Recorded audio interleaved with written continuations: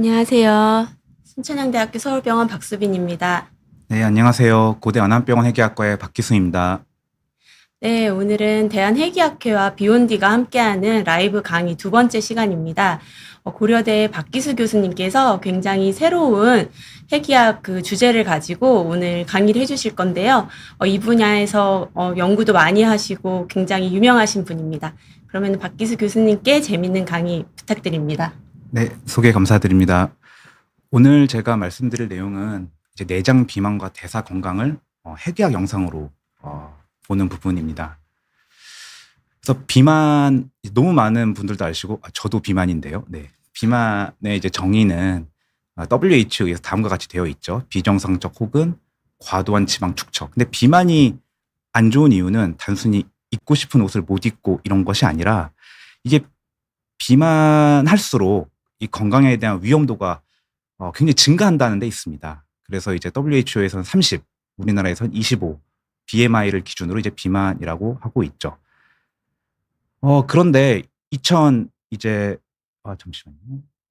네, 죄송합니다. 2018년도에 굉장히 흥미로운 논문이 나옵니다. 이 굉장히 그 유명한 저널에 다음과 같은 논문이 나오는데요. 이제 같은 BMI를 갖고 있는데 대사적으로 건강하냐, 건강하지 않냐에 따라서 이 심혈관 질환의 발생률이 다르다는 것이 나옵니다. 이게 왜 흥미롭냐 하면 지금까지는 BMI가 모든 것을 얘기해 준다라고 생각을 했었거든요.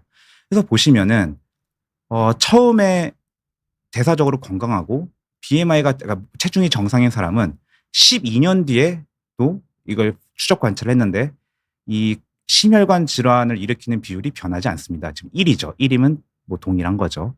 그리고 처음부터 비만이었고 대사적으로 건강하지 않았던 사람은 12년 뒤에도 대사적으로 건강하지 않았던 사람들은 역시 처음에도 그런 심혈관 질환을 일으킬 확률이 높았고 12년 뒤에도 심혈관 질환을 일으킬 확률이 높습니다. 근데 여기서 중요한 점은 처음에 비만이었지만 대사적으로 건강했던 사람들이 대사적으로 건강하지 않은 타입으로 바뀌게 되면 이제 그에 따라서 심혈관 질환의 발생률이 증가하게 된다는 거죠. 그러니까 이 논문이 얘기하는 바는 BMI가 넘어서서 대사적 건강성이 심혈관 질환을 일으키고 이 대사적 건강이 비만의 위해도를 반영한다라고 이야기하고 있습니다.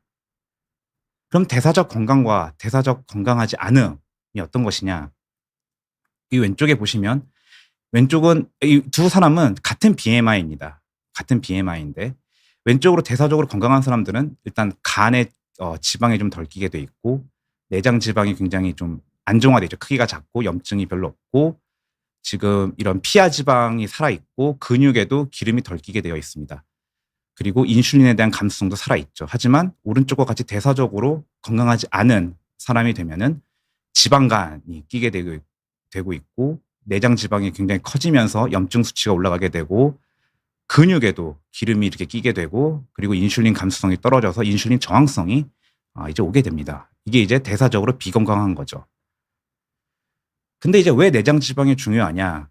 이 내장 지방은 이제 인슐린 저항성을 일으키는 이 굉장히 이제 호르몬 쪽으로 중요한 기관인데요. 이 왼쪽에 보면은 이 건강한 내장 지방은 다음과 같이 혈관 분포가 굉장히 좋고 이런 염증 세포들이 덜 들어와 있습니다. 그리고 여기 보시면 이 GLUT4라는 게 포도당 수용체 4번이라는 뜻이거든요. 이게 이제 인슐린이 초인종을 누르면 얘네가 열려서 이제 포도당을 먹게 됩니다. 굉장히 정상적인 세포 반응이죠. 하지만 이게 오른쪽처럼 대사적으로 비건강한 내장 지방이 되면은 다음과 같이 지방 세포들이 커지게 되고 염증 세포가 이렇게 많이 들어오게 되고 혈관이 굉장히 사라지게 됩니다. 굉장히 좀 저산소가 되고 절실해지죠. 이 대사적 환경이. 그리고 중요한 점은 이 GLUT4라고 하는 포도당 대사체 4번이 없어집니다. 즉 인슐린이 아무리 초인종을 눌러도 이 세포들이 포도당을 에너지원으로 쓰지 못해요. 이게 바로 인슐린 저항성인데 인슐린 저항성이 발생하게 되죠. 단 이 염증 세포들은 이 포도당 대사 수용체 1번을 주로 씁니다. 이 1번은 인슐린과 상관이 없어요. 인슐린과 상관이 없이 포도당을 먹는 애들이기 때문에 이 염증 세포들은 인슐린과 상관없이 포도당을 많이 먹게 됐죠. 이게 내장 지방뿐만이 아니라요. 근육도 마찬가지입니다. 굉장히 유사한 형태를 보이게 되는데 원래 근세포들이 이렇게 있었지만 이게 이제 대사적으로 비건강해지면 근육세포들이 줄게 되고 지방세포가 그 자리를 차지하게 됩니다. 이것은 이제 근감소증과도 같은 스토리를 이제 보이게 되는데요. 그리고 염증세포가 이렇게 들어오게 되고 똑같이 인슐린 저항성에, 그러니까 전신의 인슐린 저항성에 기여를 하는 현상을 보이게 되죠. 따라서 이제 비만이 이제 전신 대사 질환이라는 것이 중요합니다. 그래서 비만은 근육, 내장 지방, 간 이게 굉장히 해부학적 위치는 다른데요.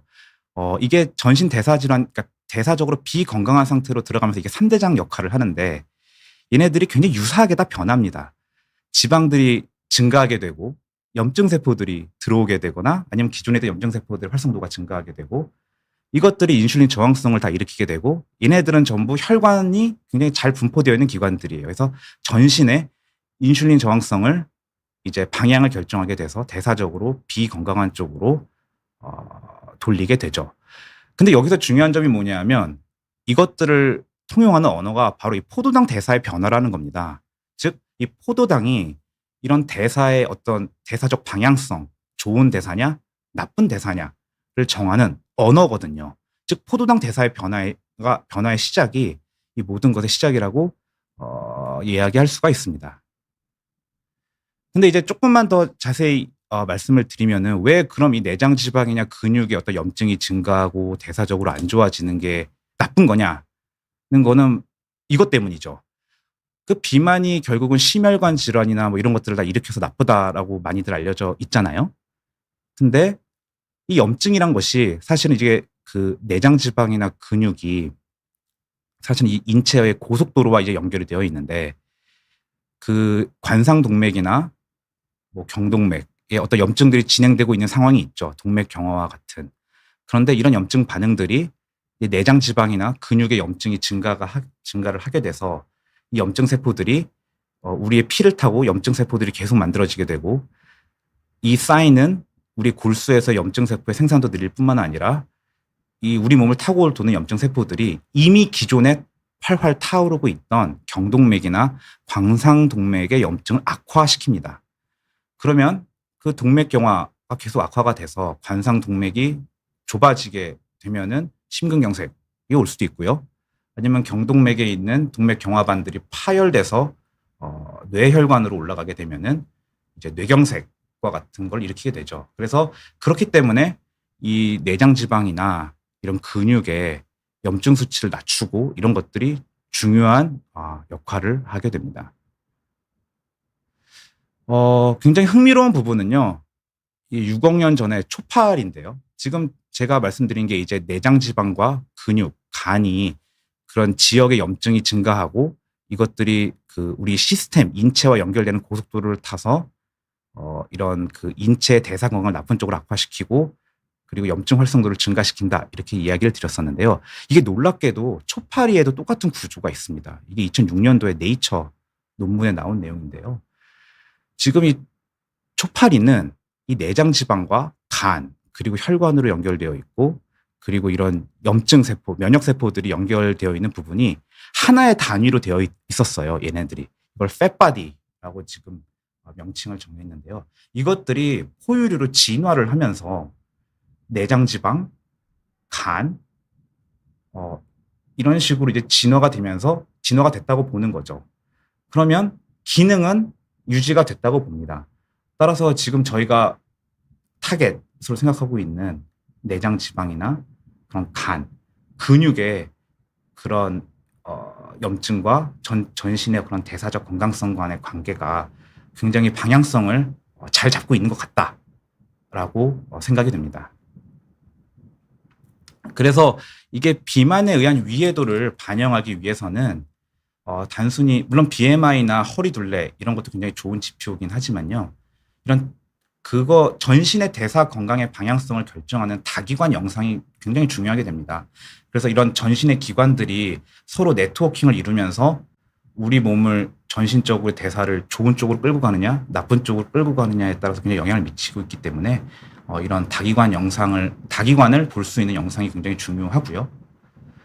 여기서 이제 우리 핵의학의 이제 영상이 나옵니다. 굉장히 이제 비만이 핵의학과 무슨 상관이냐 라고 얘기를 할 수가 있는데요. 아까 제가 말씀드렸다시피 포도당 대사가 변하는 것이 이 대사 건강의 시발점입니다. 근데 이 포도당을 볼 수 있는 유일한 비침습적인 핵의학 검사가 너무나도 그 유명한 이 FDG 펫시티예요. 이제 보통 이제 암 환자들이 많이 찍는다고 알려진 펫시티인데 이 FDG 펫이 이 포도당에 가짜 포도당을 넣어주는 거거든요. 그러니까 보통 포도당은 들어오면은 우리 몸에 들어와서 이제 에너지를 만드는 이제 회로로 들어가는데 이 FDG라는 애들은 포도당과 똑같은 원리로 들어오지만 그 세포 안에 잡혀 있기만 하고 이제 에너지를 만들지는 않습니다. 하지만 포도당이 보여주는 대사적인 것을 전신 영상으로 오른쪽과 같이 머리끝부터 발끝까지 다 보여주죠. 여기는 간, 심장, 내장 지방뿐만 아니라 뇌, 또 뭐 근육 모든 기관을 다 볼 수가 있습니다. 사실은. 그래서 이제 저희가 이제 동물 실험을 이제 하나 했었는데요. 맨 위쪽이 보시면 이제 정상쥐입니다. 이게 정상쥐고 이 가운데는 이제 고지방 식이를 한 6개월간 한 쥐인데요. 이 쥐를 그러니까 대사적으로 비건강한 쥐를 만들어냈습니다. 그래서 보시면은 굉장히 간이 얼룩덜룩하죠. 이 간이 얼룩덜룩한 이유는 간에 지방이 많이 껴서 그렇습니다. 지방이 많이 끼면 이렇게 CT로 보면은 굉장히 얼룩덜룩해 보이거든요. 그리고 보시면은 내장 지방이 굉장히 커져 있는 모습을 볼 수가 있죠. 즉 대사적으로 비건강한 모델을 만들었고 그 맨 아래 보이는 것들은 이제 어떤 약을 써서 이걸 어쨌든 치료를 했던 건데 그렇게 중요한 건 아니면서 이제 대사적으로 비건강한 모델을 만들었고 이 모델에서 동물 FDG 펫시티를 찍었습니다. 근데 놀랍게도 이 동물의 내장 지방에서 FDG 펫시티의 포도당 증가가 굉장히 증가하는 걸 볼 수가 있습니다. 그렇지 않은 동물에 비해서. 이것은 우리가 이제 SUV 맥스라고 하는 정량화 수치로도 증가되어 있는 걸 볼 수가 있고요. 이제 쥐에서도 사람과 마찬가지로 이런 염증 수치를 재는 CRP 레벨을 보는데 역시 유의하게 증가되어 있는 것을 볼 수가 있습니다. 또한 이렇게 대사적으로 비건강한 쥐의 내장 지방에서 이제 핵의학 영상을 통해서 섭취가 증가된 것을 보았는데 그럼 왜 증가된 것이냐라는 것을 봤을 때 이제 조직을 뜯어서 보면은 이 CD68이라고 하는 것이 이제 대식세포, 염증세포의 대표인데, 대식세포의 이제 표지자인데요. 굉장히 이제 그 증가되어, 빨갛게 좀 증가되어 있는 걸 볼 수가 있습니다. 노말에서는, 그러니까 정상쥐에서는 거의 보이지가 않죠. 그리고 이것은, 어떤 팩스라는 세포 분석하는 실험 기법으로 봐도 굉장히 그 고지방 식이를 한 동물에서 이 내장 지방에 굉장히 그 대식세포가 증가되어 있는 것을 볼 수가 있고 이것이 증가된 핵의학 영상 시그널을 반영할 수 있다고 생각이 됩니다. 다음은 아까 제가 말씀드렸던 그 포도당 수송체에 대한 얘기인데요. 이게 이제 인슐린 저항성이 정상쥐에서는 인슐린 저항성이 없죠. 즉 인슐린을 써서 포도당을 들여 먹는 글루트4라는 수송체는 굉장히 많습니다. 이게 정상이죠. 사람도 마찬가지입니다. 하지만 그러니까 대식세포가 주로 쓰는 1번 수송체는 거의 보이지가 않죠. 근데 이게 대사적으로 비건강한 상태가 되면은 놀랍게도 포도당을 인슐린이 초인종을 눌러서 들여보내는 수송체들이 다 없어집니다. 없어지죠. 그리고 그와 역설적으로 인슐린과 상관없이 포도당을 먹는 주로 염증세포들이 쓰는 1번 수송체가 굉장히 증가하게 됩니다. 즉, 인슐린 저항성이 이제 발현이 됐고, 이런 동물에서 그 핵의학 영상으로 본 이제 그런 섭취 증가가 증가했다라는 거를 확인하는 실험이었고요. 다음은 이것을 바탕으로 이제 사람에 대해서도 핵의학 영상을 좀 찍을 수 있는데요. 이제 대사증후군은 너무나 잘 아시겠지만 다음과 같은 5개의 구성 요소 중 3가지 이상의 이상이 있는 경우는 대사증후군으로 이제 정의를 하는데 대사증후군은 대사적으로 좀 안 좋은 상태죠. 대사적으로 비건강한 상태다를 진단하는 것 중에 하나가 이제 대사증후군이라고 저희가 이제 표현을 하는데요. 이 대사증후군 환자에서 보면은 이 내장 지방에 이런 핵의학으로 펫시티에서 본 어떤 그런 섭취 증가가 건강한 군에 비해서 증가되어 있음을 볼 수가 있고요. 또 오른쪽을 보시면 여기가 이제 골수를 확인한 건데 골수에서도 정상군에 비해서 어떤 염증 신호들이 영상적으로 증가되어 있음을 볼 수가 있습니다. 즉 어떤 대사증후군의 그런 대사적 위해도를 가져오는 염증의 증가를 영상으로 눈으로 볼 수가 있는 거죠. 다음은 이제 심혈관 질환 내장 지방에서도 저희가 패시티를 찍어볼 수가 있는데요. 이제 보통 이런 내장 지방의 대사가 건강이 안 좋고 심근경색 급성으로 갔다. 이 급성 심근경색이 어떻게 보면은 이거 끝판왕이다. 이게 보여줄 수 있는 어떻게 보면 이벤트 중에서는 끝판왕이다. 우리가 이제 볼 수 있는 거고요. 가운데는 안정형 협심증, 왼쪽은 정상군입니다. 즉, 맨 오른쪽이 이제 급성 심근경색 환자, 이게 조금 질환의 중증도가 중간인 환자, 그리고 왼쪽이 정상군이라고 볼 수 있는데요. 좀 흥미롭게도 보시면은 이 BMI나 허리 둘레가 정상군에 비해서 안정형 협심증이든 급성 심근경색을 하든 증가를 하긴 합니다. 근데 급성 심근경색 환자가 안정형 협심증 환자보다 더 증가되어 있지는 않아요. 그거는 허리 둘레도 마찬가지입니다. 그리고 보시면은 이런 뭐 토탈 콜레스테롤도 증가는 되어 있습니다. 이런 심근경색 환자, 그러니까 심근경색 환자나 안정형 협심증 환자나 또 콜레스테롤 우리가 알다시피 뭐 HDL 콜레스테롤은 심혈관 질환 환자에 낮게 나와 있고 정상에 비해서 LDL 콜레스테롤은 높죠. 우리가 알고 있는 그대로 다 보여주고 있는데 중요한 점은 이 HSCRP입니다. 즉 염증 수치가 정상 대비 안정형 협심증에서 증가되어 있고 유의하게 증가되어 있고 급성 심근경색에서 더 증가되어 있는 것으로 봐서 이게 뭔가 염증의 수치가 굉장히 증가되어 있고요. 또한 핵의학으로 본 뭐 비장이나 골수의 그런 수치의 영상의 정도도 이 질환의 중증도가 증가할수록 섭취가 증가되어 있는 모습을 볼 수가 있습니다. 그리고 이제 대망의 핵의학 영상인데요. 핵의학 영상도 역시 왼쪽이 정상, 중간이 안정형 협심증, 그리고 오른쪽이 급성 심근경색 환자인데요. 이 질환의 중증도가 오른쪽으로 심각해질수록 이 내장 지방에서 확인한 영상 신호가 증가하는 것을 볼 수가 있고 이것은 이제 정량적 수치로 본 그래프에서도 증가되는 걸 볼 수가 있습니다. 근데 좀 흥미롭게도 피하 지방은 큰 변화를 보이고 있지는 않죠. 사실 내장 지방이 굉장히 나쁜 지방이고 피하 지방은 사실 몸에 좋은 지방이죠. 그래서 피하 지방의 대사적 수치들은 큰 변화를 보이고 있지는 않습니다. 아까 제가 말씀드렸지만 내장 지방 말고도 근육에서도 어떤 이런 염증의 증가나 대사적으로 안 좋아지는데 근육도 굉장히 큰 기여를 하는데요.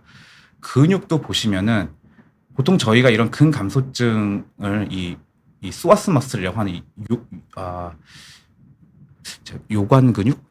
지금 정확한 명칭이 좀 막 기억은 안 나는데요. 이게 이 근육을 보통 이제 보는데 이 근육의 볼륨이 감소를 하면은 저희가 주로 이제 근감소증을 진단하게 됩니다. 근데 이 같은 근육에서도 이 섭취 정도가 정상에서 심혈관 질환 중증도가 증가할수록 섭취가 굉장히 증가하는 걸 볼 수가 있어요. 즉 보시면 그래프에서도 보시면 어떤 그런 염증의 척도를 반영하는 핵의학 영상 표지자가 증가를 하고 있고 수치가 그와 반대로 어떤 영역은 감소하고 있죠. 그래서 이런 심혈관 질환이 이제 어떤 그런 엔드포인트 우리가 볼 수 있는 결과물이기 때문에 이런 환자들을 대상으로 패시티를 여러 개 찍어 본다면은 내장 지방과 근육의 염증도 질환의 중증도에 따라서 증가하지만 전신 염증도 증가를 합니다. 그래서 보시면은 여기서는 왼쪽이 이제 심근경색이고 중간이 안정형 협심증이고 오른쪽이 정상인데요. 지금 이 골수에 보이는 이런 섭취 포도당 섭취 정도가 감소를 하고 있고 여기 보시면 비장 위치인데 비장도 급성 심근경색에서 제일 증가되어 있고 질환의 중증도가 약해지고 정상으로 갈수록 감소하고 있습니다. 또한 이게 지금 경동맥의 그런 동맥경화를 볼 수 있는 척도로도 저희 영상 지표를 활용을 하는데요. 이게 이제 질환의 중증도가 증가할수록 경동맥의 어떤 그런 영상 표시 정도도 증가하는 걸 볼 수가 있어서 결과적으로 이게 내장 지방과 근육 그리고 전신 염증의 어떤 그런 네트워킹을 우리 핵의학 패스트시티 영상을 통해서 보여주고 있습니다. 그러면 이게 그럼 질환의 중증도만 이게 평가하냐를 넘어서서요. 이거는 저희 병원에서 했던 결과인데 운동이 정말 그럼 이게 대사적인 그런 그러니까 대사적으로 비건강한 사람을 건강한 쪽으로 돌리는데 운동의 효과를 영상화할 수 있느냐가 이 그 궁금증이었습니다. 그래서 이제 23명의 이제 비만의 중년 여성들을 대상으로 이제 3개월 운동을 했고요.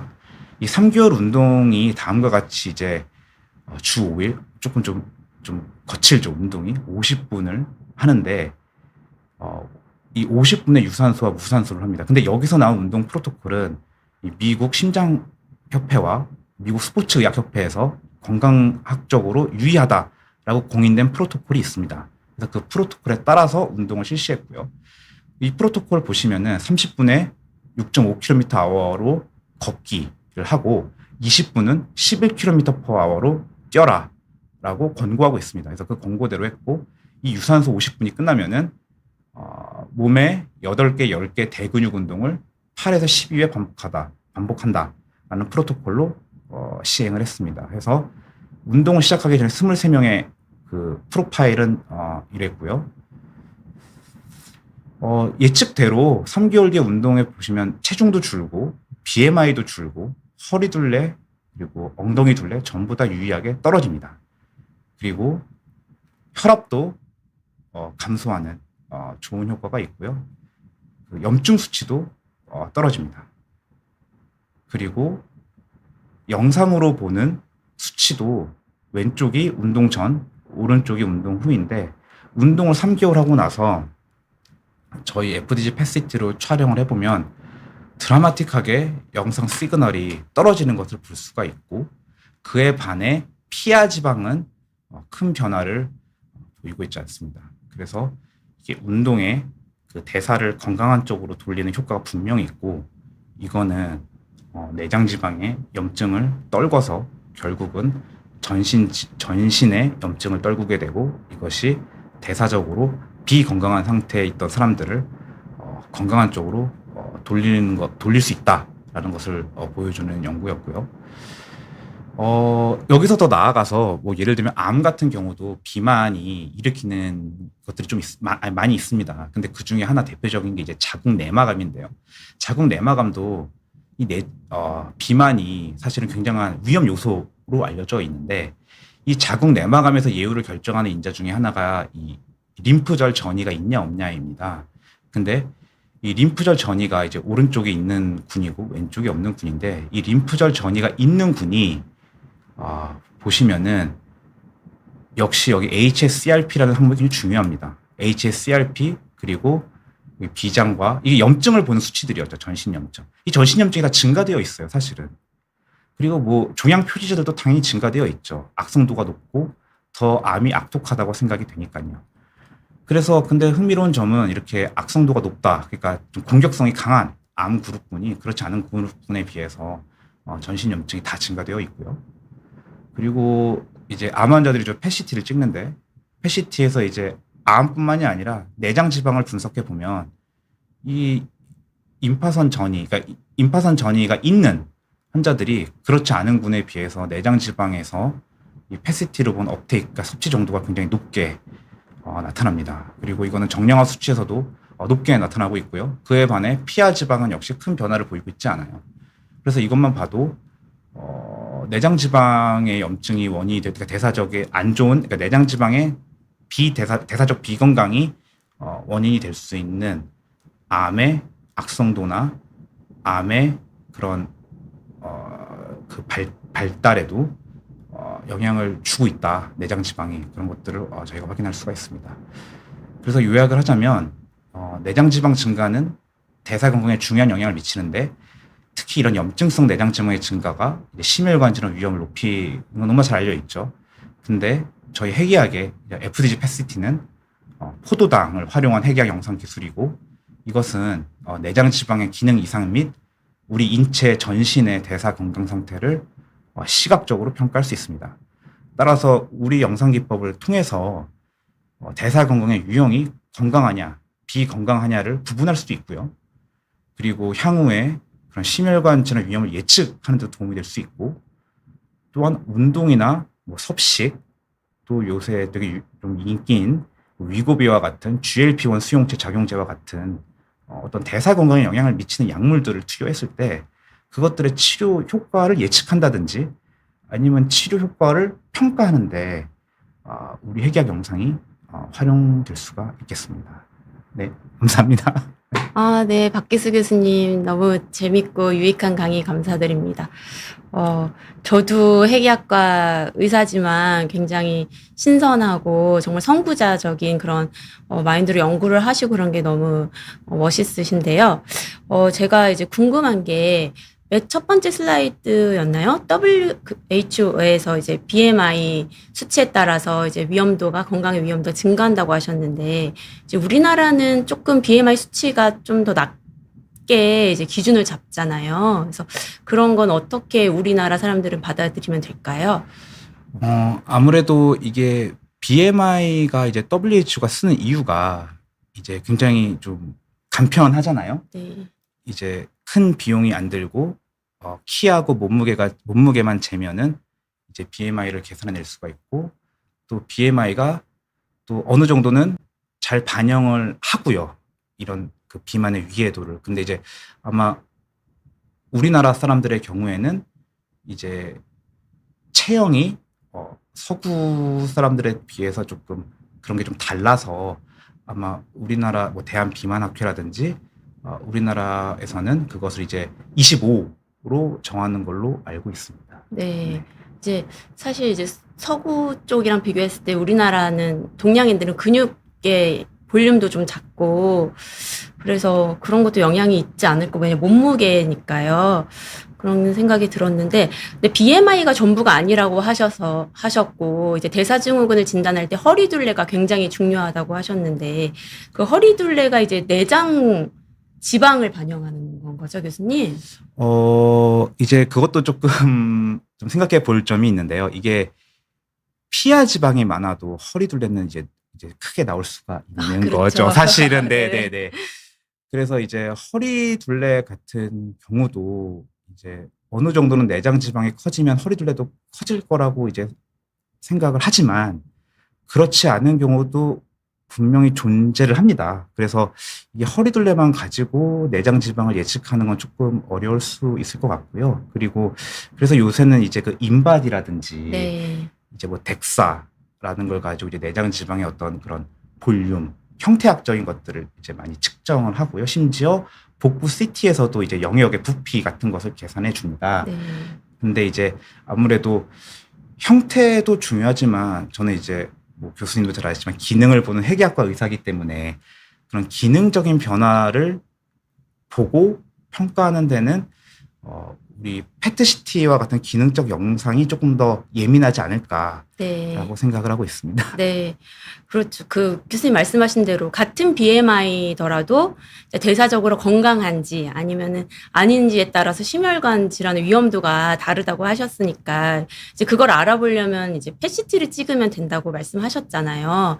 그럼 이제 교수님께서 PET-CT를 가지고 진료를 하실 때는 그 PET-CT에서 내장 지방의 포도당 섭취 정도 그리고 내장 지방이 어느 정도인지도 다 포괄적으로 보실까요? 네네. 저희가 이제 그 소프트웨어를 하나 개발을 해가지고요. 네. 네, 이게 자동으로 이제 그 평가 지표들이 산출이 되게 네. 하는 소프트웨어를 저희가 쓰고 있는데 저희가 이제 기본적인 뭐 내장 지방의 부피 이런 것들은 다 나오고요. 영역이나 그런 것들은 다 나오고 그리고 그에 더불어서 내장 지방 그리고 아까 말씀드린 근감소증을 보는 그 목표 근육의 양 거기서 기능적 그런 평가 지표들 그리고 골수, 비장 이런 것들의 지표들을 다 오. 뽑아내고 있습니다.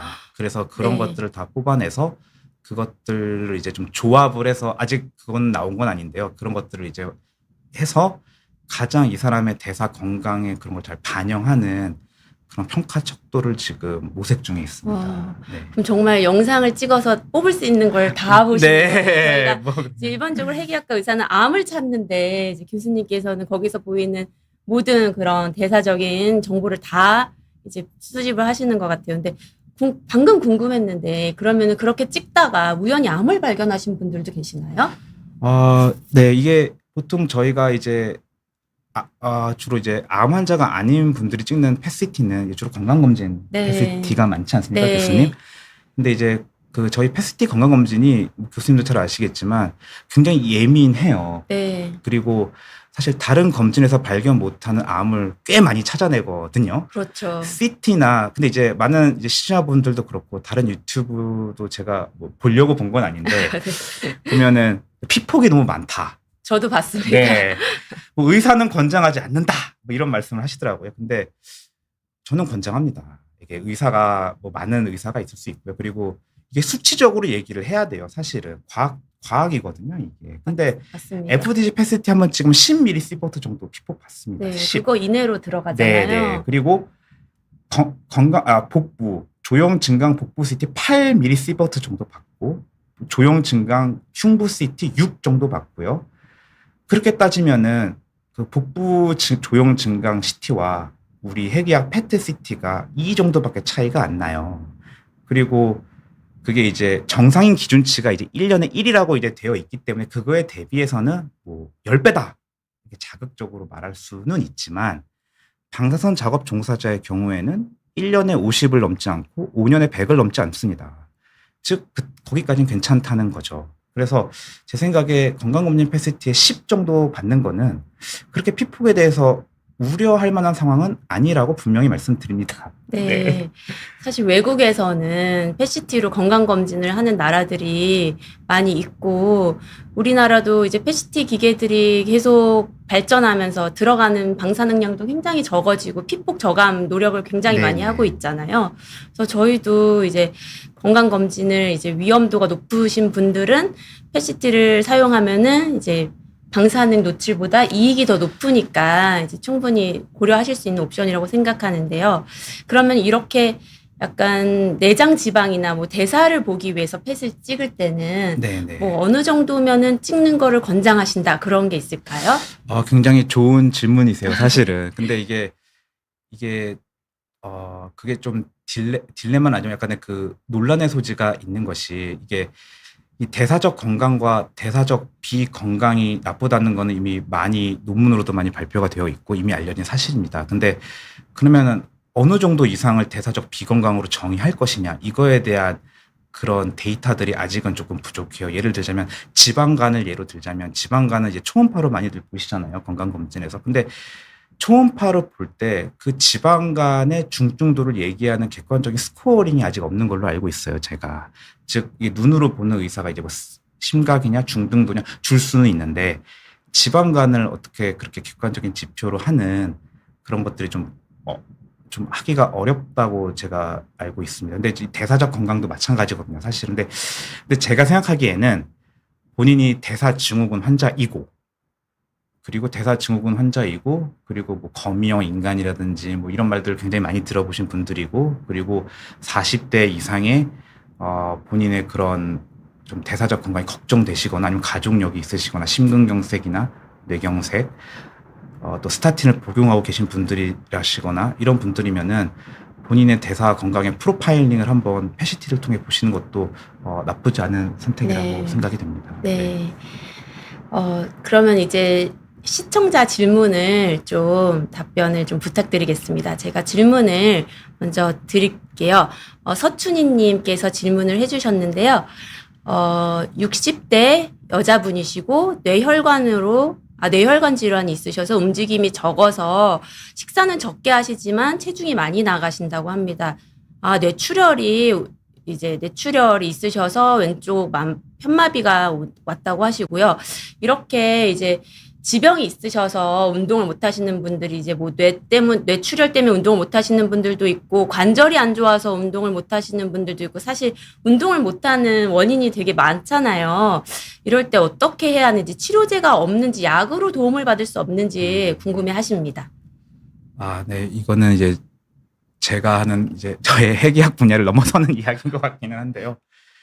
이게 사실 이게 저런 분들, 그러니까 그 질문하신 분들과 같이 살을 빼시려면 이게 살이 찔 수밖에 없어요. 왜냐하면 이게 대사가 지금 떨어져 있는 상황이시잖아요. 몸과 지금 네. 활동도 떨어져 있고.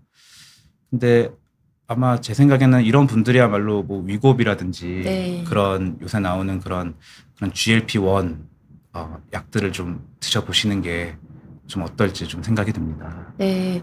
위고비 약이 우리나라가 이제 전액 본인 부담으로 처방받을 수 있는 거죠? 네, 맞습니다. 전액 본인 부담이고 그렇죠. 네. 네.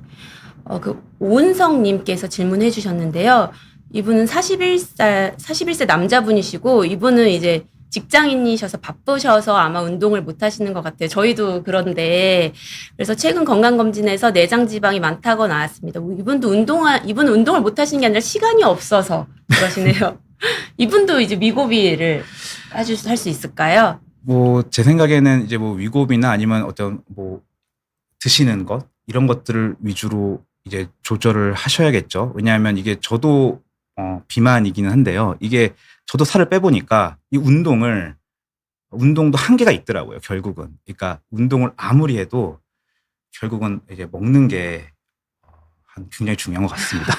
네. 그래서 식이요법이 굉장히 네. 중요합니다. 근데 이제 그거에 대한 정답은 이제 뭐 많은 뭐 선생님들이나 뭐 많은 의견이 굉장히 뭐 다를 수는 있다고 봅니다. 그런 네. 것들에 대해서는. 네.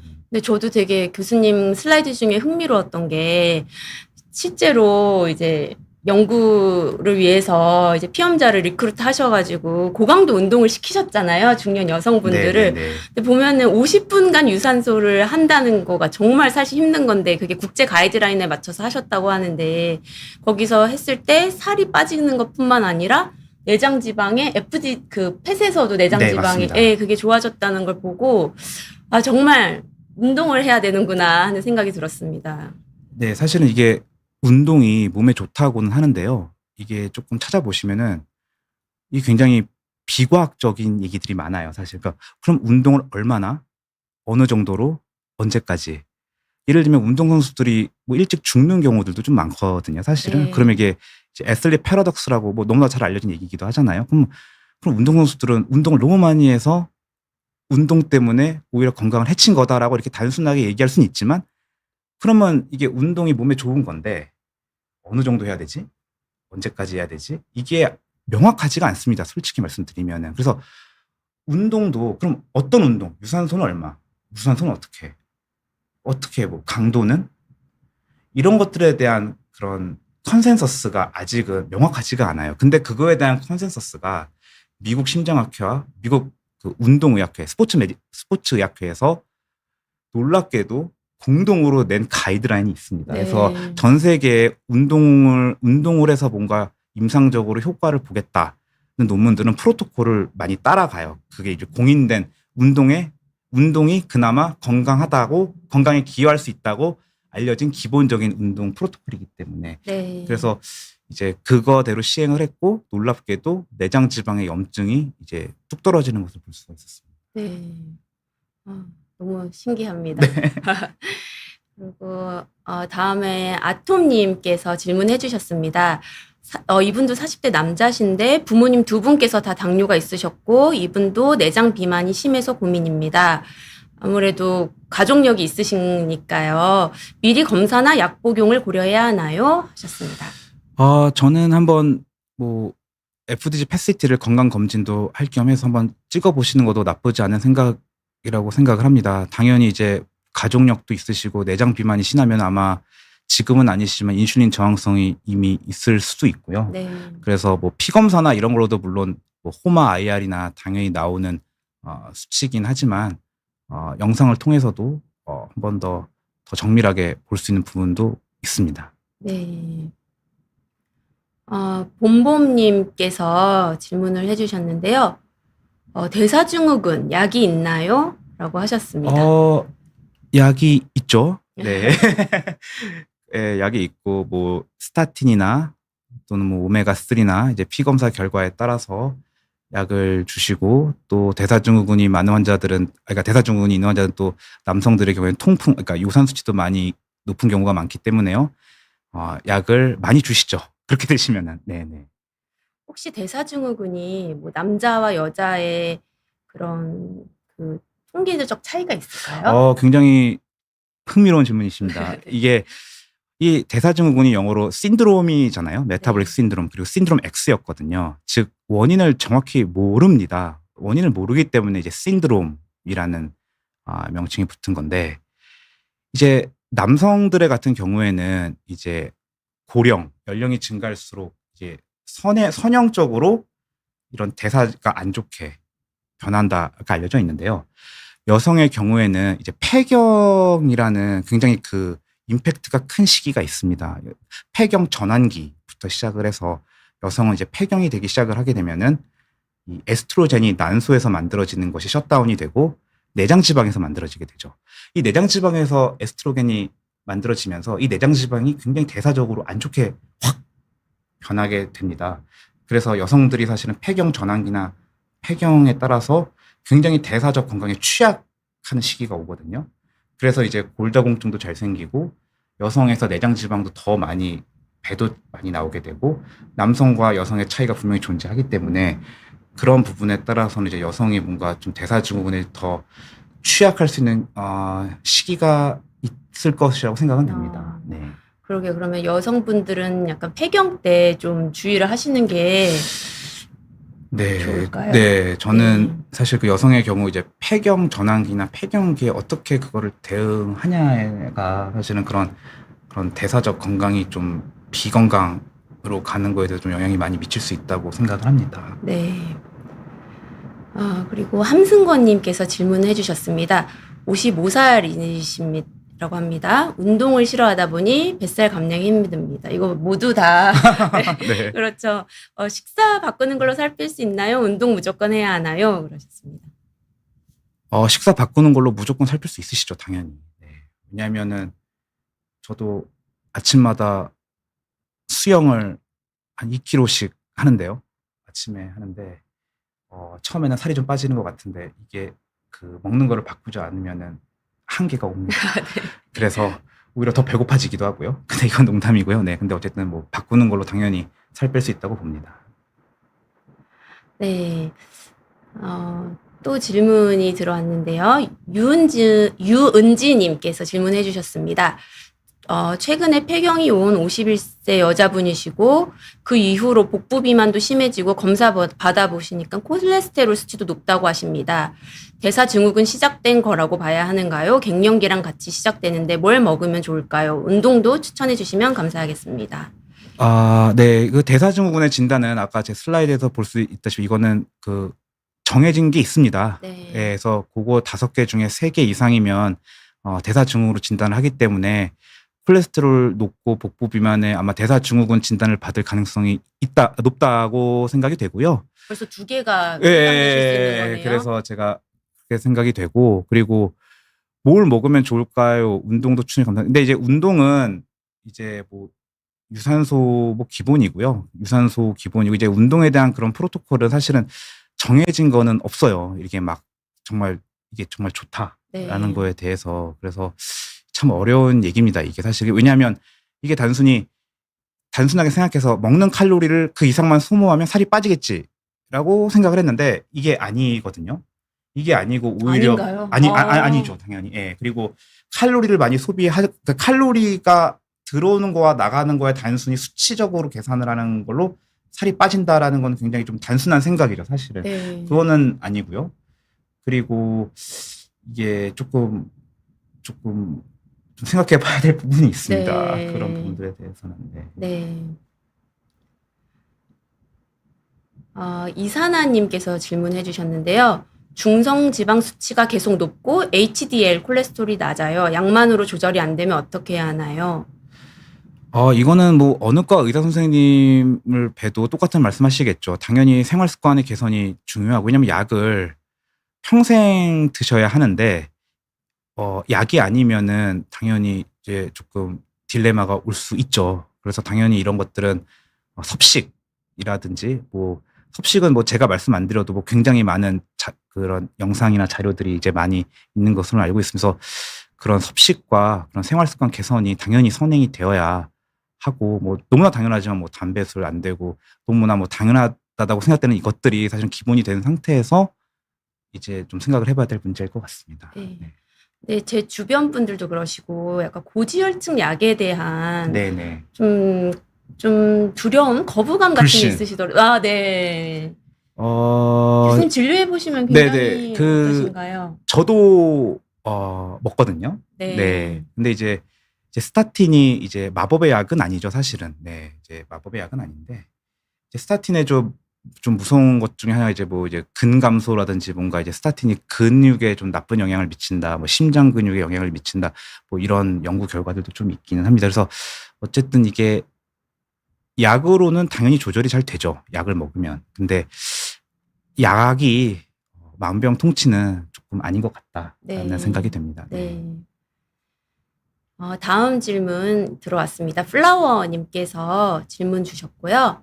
인슐린 저항성이 있으면 대사증후군으로 발전할 위험이 높다고 하던데 어느 정도로 관리해주면 좋은지 알려주세요. 굉장히 좋은 질문이신데요. 대사증후군과 인슐린 저항성이 같이 가죠, 보통은. 근데 어느 정도로 관리해주면 좋으냐. 이게 사실은 BMI가 정상 범위이고, 예를 들어 그런 것들이 정상 범위에 있다면 사실은 그 위험도가 그렇게 높다고는 볼 수는 없습니다. 그러니까 뭐 근육 대지라든지 뭐 그럴 수도 있겠지만, 이제 BMI가 사실은 어느 정도 맞긴 맞거든요. 네. 네. 그래서 그런 것들, 그러니까 일단 뭐 살이 찌지 않게, 왜냐면 그럴 때마다 뭐 패트시티를 찍고 뭐 정밀한 검사를 할 수는 없잖아요, 매번 네. 이것들을. 그래서 그런 것들을 이제 뭐 몸에 좋다고 알려진, 당연히 뭐 영양소 균형 있게 섭취하고, 뭐 저녁 좀 적게 먹고, 칼로리를 좀 너무 많이 먹지 말고, 뭐 이미 되게 많은 그런 이야기들이 많잖아요, 그런 네. 부분들에 대해서는. 그래서 그런 것들을 지켜주시면서 뭐 당연히 뭐 운동을 좀 꾸준히 하시고, 제가 말씀드리기에 좀 당연하게밖에 드릴 수가 없는데요. 예. 그런 것들 정도만 해주셔도 사실은 굉장히 자기를 위해서 건강하게 산다고 저는 생각을 합니다. 네. 다음 질문으로 윤이님께서 질문해 주셨는데요. 지인인 55세 남성분이 혈압약 콜레스테롤 약 복용하라고 하셨는데 식단으로 조절하시다가 뇌졸중으로 불급 판정을 받으셨다고 합니다. 그러니까 약을 복용하라는 의사 선생님의 권장 대신에 식단으로 조절을 하시려고 하셨나 봐요. 그래서 저는 갱년기에 오르는 콜레스테롤은 약을 복용하기로 했습니다. 당뇨병이 있어서 식단과 운동은 열심히 하고 있는데 더 이상은 힘들 것 같아서요. 라고 하셨습니다. 이게요, 암도 그렇고 치매도 그렇고 저는 이게 비슷한 성질이 좀 있다고 보는데요. 이게 그러니까 가역적으로 돌릴 수 있는 포인트가 있다고 봅니다, 제 생각에는. 이게 대사 건강도 우리가 생활 습관의 개선이나 그런 섭식, 먹는 거나 그런 것들로 어느 정도 이게 대사적 비건강으로 끌고 가는 이 방향을 돌릴 수 있는 시점이 있다고 봐요. 근데 그 시점이 언제냐는 것이 이제 문제죠, 사실은. 왜냐면 치매도 마찬가지거든요. 경도 인지장애에서 치매로 넘어가는 그 포인트를 늦게 끌고 가는 게 이 치매 치료의 굉장히 중요한 포인트지 않습니까? 네. 근데 대사적 건강도 피검사로 다 나오죠. 뭐 인슐린 저항성 있습니다. 뭐 호마 IR 얼마입니다. 당뇨 전 단계입니다. 어쩌고 이렇게 많이들 하시는데, 이게 약의 도움 없이 그거를 가역적으로 돌릴 수 있는 시점은 분명히 있다고 봅니다. 근데 그 시점을 벗어나면은 이게 요 질문하신 것처럼 뭐 식이 습관이나 그런 것들로는 이제 조절할 수가 없는 시점을 지난 거죠. 네. 그런 경우는 당연히 뭐 약을 드셔야 되는 게 뭐 당연한 거고. 네. 네. 네. 그러니까 약 복용이 굉장히 중요한 것 같습니다. 네, 네. 네.